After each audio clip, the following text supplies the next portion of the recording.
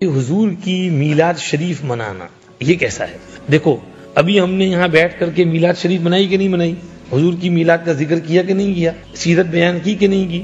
اس میں ہم نے کوئی چیز خلاف سنت کی؟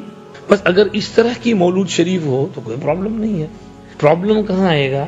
جب مولود شریف میں شریعت کے خلاف کوئی بات آ جائے، جب اس میں نمبر 1 میوزک آ جائے، نمبر 2 ناچ گانا آ جائے، نمبر 3 فری مکسنگ ہو جائے مرد عورتوں کا، نمبر 4 بعض جگہوں پر برتھ ڈے کیک بنائے جاتے ہیں، کیک بنا کر کے کاٹا جائے کہ یہ میلاد شریف کا برتھ ڈے کیک۔ یہ سب خرافات جب آ جائیں اور اس میں جو چیزیں نہیں کرنی چاہیے وہ لوگ کرنے لگیں تو پھر ہمیں کہنا پڑتا ہے بے شک خوشی مناؤ، بھائی ہم کو بھی خوشی ہے، بھائی درود شریف پڑھو۔ دیکھو نبی پاک صلی اللہ علیہ وسلم پیر کے دن روزہ رکھا کرتے تھے، تو پوچھا گیا سرکار آپ منڈے کو روزہ کیوں رکھتے ہیں؟ تو آپ نے فرمایا ذاک یوم ولدت فیہ، پیر کا دن وہ ہے جس میں میں پیدا ہوا ہوں، تو اللہ کے شکرانے میں کہ اللہ نے مجھے دنیا میں وجود بخشا منڈے کے دن، تو اس شکرانے میں میں روزہ رکھتا ہوں۔ تو بھئی سیلیبریشن اگر کرنا ہو تو سیلیبریٹ کیسے کرو؟ روزہ رکھ کر کرو، منڈے کو روزہ رکھو، 12 ربیع الاول کو روزہ رکھو، نہ یہ کہ آپ خرافات میں پڑ جاؤ اور پھر اس سے آگے چل کر کے دوسروں کی نقل اتارنے لگیں۔ بھئی کرسمس لائٹ اپنے گھر میں لے آئے ہیں، کرسمس کی طرح سے ڈیکوریشن اور ٹنسن ونسل اپنے گھر میں اور مسجد میں ڈال دیں، تو یہ تو دوسروں کی نقل ہو گئی۔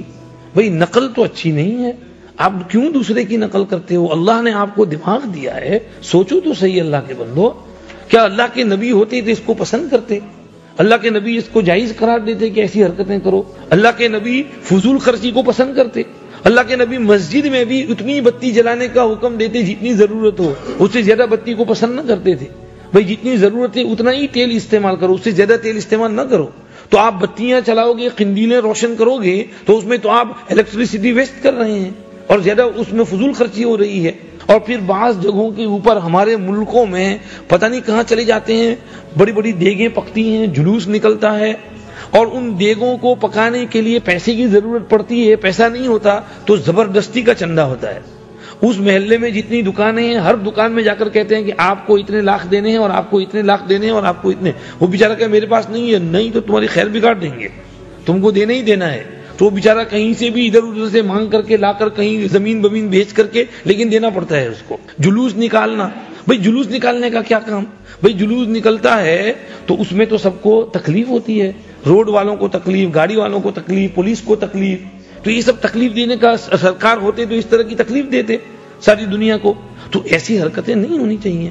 آپ سوچو تو صحیح اللہ کے بندو، ذرا غور کرو، ذرا دھیان دو، جو کام کرنے کے ہیں وہ کرو، جو نہیں کرنے کے ہیں ان سے رکو، جو شریعت کے خلاف ہوں، جو اللہ اور اس کے رسول کو پسند نہ ہوں وہ کام نہیں کرنے چاہیے۔ خوشی بے شک منانی ہے، الحمدللہ والشکر للہ۔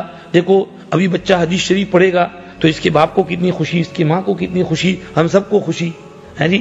بچہ حافظ قرآن ہوگا، خوشی ہوگی ہم کو، تراویح میں پڑھا ہے خوشی ہوگی۔ بے شک سرکار اس دن پیدا ہوئے ہیں، ہم کو خوشی ہے کہ الحمدللہ سرکار دو عالم صلی اللہ علیہ وسلم ماہ ربیع الاول میں بروز پیر 12 ربیع الاول کو تشریف لائے، ہم اس دن کو بھولے نہیں ہیں، ہم بھی خوشی کا اظہار کرتے ہیں، لیکن اس کے لیے یہ سارے طریقے اپنانا یہ سمجھیے کہ ذرا درست نہیں ہے۔ شریعت کی حدود میں رہ کر کرو۔